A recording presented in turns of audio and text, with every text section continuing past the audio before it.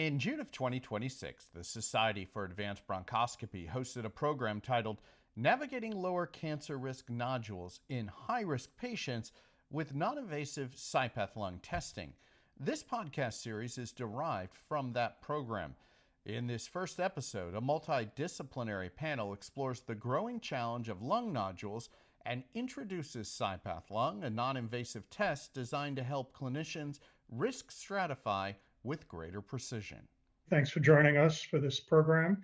And I'd especially like to thank the Society for Advanced Bronchoscopy for hosting this webinar. We're very lucky today. We have an excellent multidisciplinary panel, including an interventional pulmonologist, a thoracic surgeon, and an oncologist, who are really at the forefront of diagnosis and treatment of lung cancer. My name is Robert Sussman. I'll be your moderator for today's program. I practiced pulmonary for 37 years at Atlantic Health System in Summit, New Jersey. I recently retired from clinical practice. During my time in practice, I also was the medical director of the Atlantic Health System Pulmonary Clinical Research Center. That's where I first became aware and involved with CyPath lung testing, which is what we're here to talk about today. I was a principal investigator in several of their trials and a co-author on two of their papers. Tonight, we'll discuss how this non-invasive test can really be used to help stratify indeterminate lung nodules. You'll hear how this test can be used to give you greater precision in risk stratification and diagnosis. Let me just ask the panel to introduce themselves and their practices. Dr. Gouda, we'll start with you. You're an interventional pulmonologist. You've had a lot of experience with diagnosis of lung cancer. Why don't you tell us a little bit about yourself and your practice?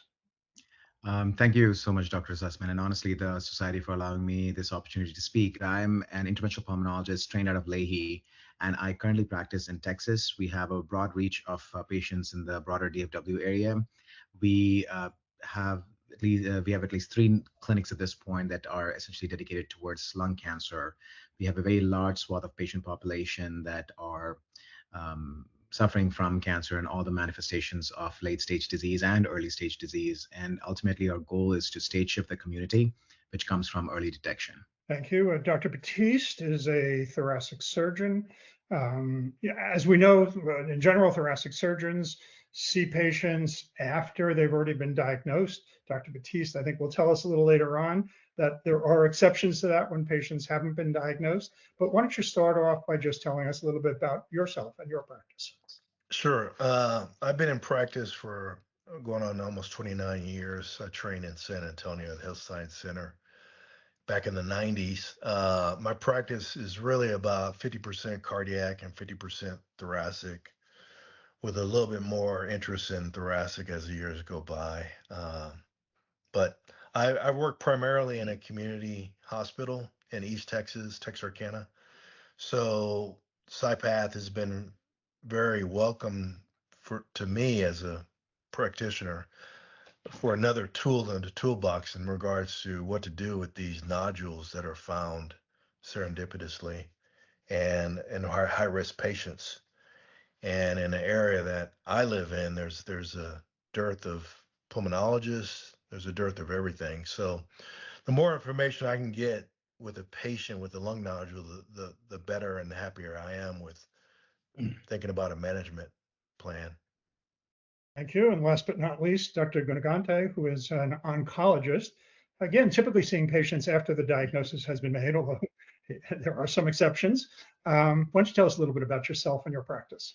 Thank you very much for the Society and Dr. Sussman to be part of this panel. I'm a medical oncologist with a special interest in lung cancer, and I've been in practice for 21 years with Texas Oncology, which is a very big group in Texas, and recently launched a incidental nodule clinic as well as low-dose CT scan project with local 5-hospital group, and also with Texas Oncology, we have scanners every clinic. We are doing more benign hematology, trying to do low-dose CT scan for high-risk patients. Thank you. So as we all know, things are rapidly changing in the field of lung cancer diagnosis as well as treatment. And I think everybody on today's program knows that better than anyone. And I'm going to date myself now, but when I started in practice, and especially when I trained, we didn't have a problem with lung nodules. They really weren't an issue for us. And the reason was in 1985, when I started my fellowship, we didn't really do CT scans.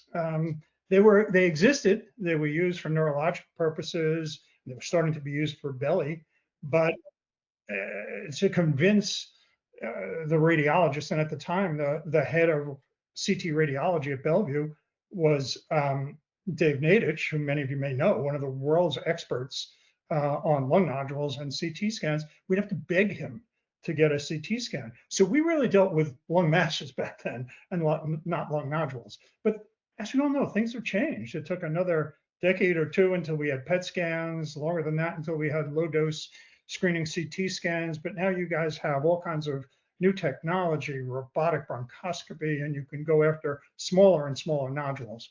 And if you look back, even as far back as 2022, there's a paper that said estimated 1.6 million nodules in this country each year, and that number is going up. It's going up astronomically. And the challenge here is, how do we risk stratify? How do we know which nodules require intervention and which nodules just require watching? We know we have risk stratification tools. We also know that they're not very good. Mayo, Brock, many times we use physician gestalt, which is as good or better. And it's that uncertainty in risk stratification that really brings us here today. So we want to tell you a little bit more about CyPath Lung, again, a non-invasive test that can add greater precision and success in risk stratification and determining who we go after. I just want to give you a little brief overview of CyPath. Again, I've mentioned before, it's a non-invasive test. It uses flow cytometry along with a computer AI-generated machine learning algorithm. It looks at three things from the sputum sample, and it is not cytology. It is a common misconception that flow cytometry and cytology are the same. They're very different. But it looks at three things, really. It looks at, it does porphyrin staining to look at cancer cells and cancer-related cells. It uses antibodies to identify cells in the microenvironment, because we know that the microenvironment is very important, especially in the early pathogenesis of lung cancer. And it looks at apoptotic populations. And by looking at those three, again, using machine learning AI, it comes up with what is really a binary result, either likely lung cancer or unlikely lung cancer. I mentioned this as a test that helps you risk stratify, but I think it's important that you see the outcome of the clinical trials on this test. Since and we're looking specifically here at lung nodules less than 20 millimeters in size, which is really what you're interested in. Lung nodules 3 and 4 centimeters, we're going to biopsy no matter what, but it's the small nodules. So sensitivity, 92%, specificity, 87%, accuracy, 88%, area under the curve, really a very important number, often not looked at that much, but a very important number, 94%. Negative predictive value, 99%, which is excellent for a screening test. Positive predictive value, 44%. And I should mention that this is a test that's done in the patient's home. They collect sputum using an acapella valve to induce sputum. Almost all patients that we screen can produce sputum. There is an online coach if they need it, and most will utilize that in order to effectively use the acapella valve and produce sputum. And then they FedEx it directly from their house to the lab.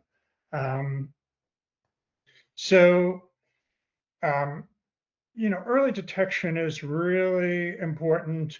But let me ask Dr. Gunagante to discuss advances in treatment. Great. So traditionally, what lung cancers we used to see, out of 250,000 lung cancers diagnosed each year, lung cancer is the highest killer of all cancers, like 150,000 deaths per year, which is combined deaths from top other three cancers: breast cancer, colon cancer, and prostate cancer. So the biggest killer of all cancers is lung cancer. And most of them were getting diagnosed. 3/4 of these cases were diagnosed at stage 3 advanced or stage 4. Now, with the low dose CT scan, incidental nodule programs, we are diagnosing early on. And we also made a big difference in lung cancer. Before, we used to say, okay, even if diagnose them early, can I cure them or make them live longer? Now we have some chemoimmunotherapies we use for stage 2, uh, 1B, 2, and 3 stages, where when we use chemotherapy and immunotherapy, there's a complete disappearance of cancer in 25% of patients. What we call a complete pathological response. When the surgeon goes in, there's no evidence of cancer in 1 in 4 patients of stage 1 to 3 when we give chemoimmunotherapy for 4 cycles and then surgery followed by immunotherapy. So these are the big advances in. Before, we never had, 5 years before, we didn't have great treatments. If you still treat early, we were doing chemoradiation, we were doing chemotherapy, and then still the cancer is still there. We were not curing so many people. Now we are able to cure people at an earlier diagnosis of cancer. So the onus is we need to have better tools to diagnose them early. That's when the low dose CT scan approval came, which was the biggest thing screener. We are not screening them as much as we need to. Mammograms is like 60 to 70%, colonoscopy is like 45 to 55%. And I heard the last number, lung screening is around like teens. So we needed to get a better job. And then in oncology, we also have risk stratification. So everybody goes on with a clinical suspicion, but nobody's using a genomic suspicion. So clinical suspicion we have been doing in oncology forever. If I see a cancer, size matters, shape matters, lymph node status matters. That's all clinical. But where do we come in the genomic signal? We have done so many advances in oncology looking at the genomic signature, whether I should treat or not treat, whether I should give more treatment or less treatment. That has translated with CyPath now, where we are applying a genomic signature to tell whether the nodule is malignant versus not. So this is a non-invasive test. I think we really in oncology like this because we can diagnose them, find the cancers early, stage them early, and then probably cure them early. Well, that is certainly the goal. Thank you. So next, I'd like to go to Dr. Gouda. I mentioned earlier about the number of lung nodules. There are estimated 1.6 million, but going up, and it's going to go up astronomically. We'll have 2 million, 3 million in the very near future. Combination of aging population, more uptake of low dose CT screening, more CT scans for every reason, especially calcium scoring CT scans, which is where we pick up a lot of our lung nodules, and data mining of EMRs, which are picking up a lot of lung nodules. So that's just increasing the burden on pulmonologist practices, especially advanced bronchoscopists and interventional pulmonologists. So Dr. Good, I'd like you to address some of those challenges in the context of your practice. You have actually summarized a lot of what's happening in the current day. A patient walks into the ER, the patient gets a CT scan, and usually it's an abdominal CT, if not it's a CT scan of the chest. Patient goes to the primary care physician, the patient is getting a CT scan of the chest. I think a lot of that has to do with increased awareness, which is a good thing, because like Dr. Gunakanti said, we want to catch cancer early, we're going for cure, right? And the work that Dr. Baptiste and all the other CT surgeons around the community are doing is they're going to do surgical resection because you're going for cure. The idea that you want to capture cancers early is in the minds of every single advanced bronchoscopist and interventional pulmonologist that's here. You're performing robotic bronchoscopies, you're performing EBUS, you're staging the mediastinum, you have a CT scan that tells you the size, whatever it may be. And as Dr. Gunaganti has said, you have clinical staging, but a lot of it is coming from an increased amount of awareness that is being caught by knowledgeable ED physicians, knowledgeable lung nodule programs around the country, increased awareness of lung nodule navigators and coordinators, increased presence of a lot of these optimized AI platforms that are able to pick out the report and say, hey, nodule, lung, send them to a navigator of that sort. And then general awareness of pulmonologists and primary care physicians that are seeing nodules. So there's a lot of awareness.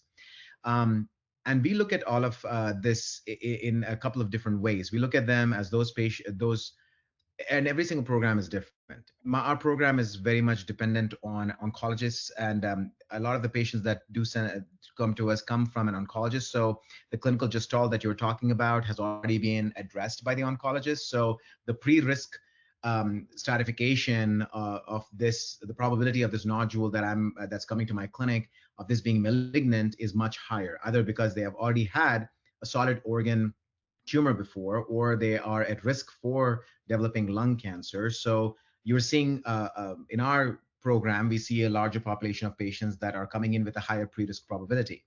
And then you have those clinics where you are living in a very large area of like fungal infections, or you have a lot more granulomatous disease.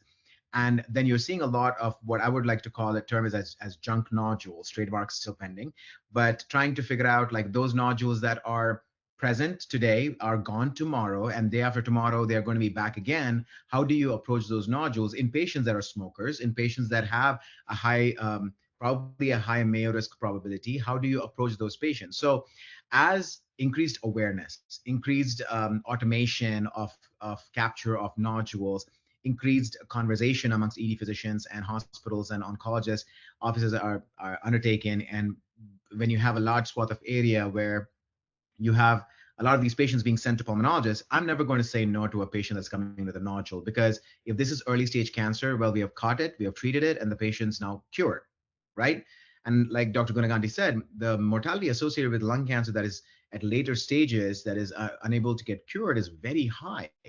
So I'm not going to say no to a nodule, but having a platform that can help me risk stratify them, especially in those that have already had some degree of solid organ tumor that has also been cured, or is an active cancer, like that really is helpful in, one, convincing myself that I need to perform this biopsy, and two, convincing the patient, hey, this, even though it's a small nodule, it's important that we pursue this and perform a biopsy.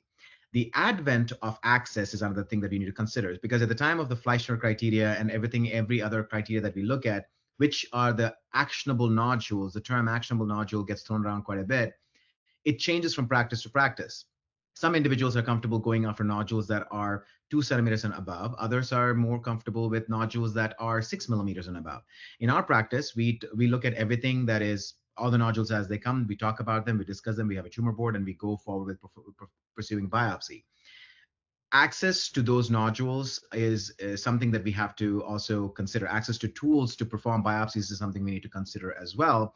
And when we look at practices that may not have the latest and greatest, or may not have providers that can go after some of these more complex or these smaller nodules, having risk stratification tools will help them understand, hey, this is a patient that probably needs to go to a center that can actually perform this, or actually, even though it's a 2 centimeter lesion, I'm not as worried about it because I can risk stratify them down. I can just pursue with a CT scan every 3 to 6 months and see if it grows, and look at other parameters for helping identify risk stratification. So these are all things that kind of go into appropriately risk stratifying all the nodules that come through your clinic. However, in my personal clinic, because I see a larger amount of patients coming from oncology, my oncologists, like Dr. Gunaganti will agree, want tissue, because that's where the issue is. So I will pursue a biopsy, but if I am less suspicious, then I need risk stratification. I need to convince my oncologists, hey, I don't think this is something that we need to pursue right now. I need to be able to identify something that gives me a good negative predictive value test. And this is one of those that actually does that. Thank you. And I just want to ask you one question. Have you addressed one issue? You mentioned lung cancer or other solid tumors. Just for the benefit of our audience, can you explain why you mentioned other solid tumors? Right, because a lot of the tests that are there out in the community right now for risk stratification, they exclude patients that already have other solid tumors. And this was one of the few tests that they actually included those patient populations to see if there is any degree of negative predictive value in the results. And this is actually even if the patient already has other solid tumors as a history, or they're having some degree of active cancer, but it's in a smaller containment, at a lower stage, you can still run the specific test for you to assess if they're, and see the negative predictive value is still comparable, whether they have a history of solid organ tumors or if they don't. So it does not exclude them compared to some of the other tests that are there in the community. Yeah, and taking that even one step further, this test will actually pick up nodules in the lung that are metastatic disease. It will pick those up. It is not specific for lung cancer. It is telling you if there is cancer in the lung or not cancer in the lung. So it can be used either way. If your suspicion is this is not lung cancer, this is metastatic, or that's what you're asked to work up, it's still a very useful test. Okay, let's move on. Dr. Batiste, tell us a little bit about how this changing landscape is affecting your practice. Yeah, so 2 years ago, Dr. Gordon Downey, the pulmonologist, who was one of my referring pulmonologists in Mount Pleasant. Mount Pleasant is about an hour and a half away from Dallas. And this whole area, this corridor of Texarkana, we're about 2 hours away from Dallas and 2.5 hours from Little Rock. So we're kind of in a desert as far as medicine is concerned, and having a lot of clinicians. We don't have enough pulmonologists. So I'm sort of at a loss for trying to deal with patients that come to me in my lung nodule clinic what to do with, because most patients, as you guys know, they find out they got a spot in their lung, they want it out. They're scared they have lung cancer, and if it's lung cancer, it's probably early, so let's get it out. So my job is to reassure them that most of the time, the vast majority of those spots are going to be negative, and let's just kind of hold the horses, and I have to police myself. So CyPath has been very helpful. And I like the binary options as far as the test result. It's either likely or non-likely. There's no in between. So it's very helpful for me for that extra objective data to talk to patients and have a real informed decision on what to do with that 0.8 centimeter or 1.1 centimeter lung nodule. And it's very helpful for patients to have that type of closure as far as objective data to talk about where to move forward. So in an area where there's not as many people to do navigational bronchs, we're starting to use ion, we're starting to use Cytolux, but there's all these toys. But right now, this is a paradigm that's different than all others.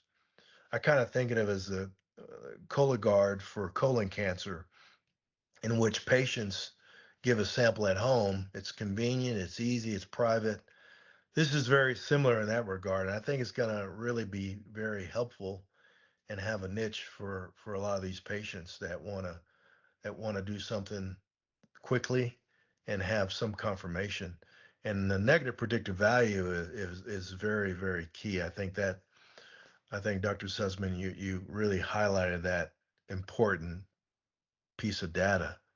Yeah, That certainly for a screening test, that's what you want.